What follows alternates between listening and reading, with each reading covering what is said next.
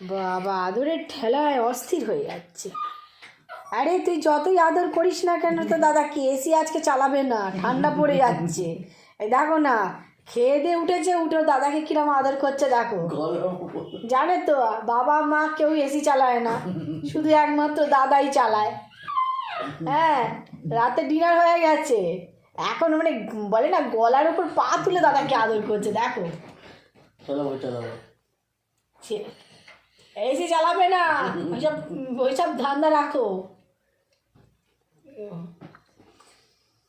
বাবা এসি চালাবে না রে, চালাবে না, ওরে পাগল এসি চালাবে না, এখনো হয়নি।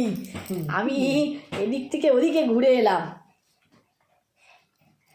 বুঝেছো? দেখো এসি চালাবে না যতই তুমি আদর করো না কেন।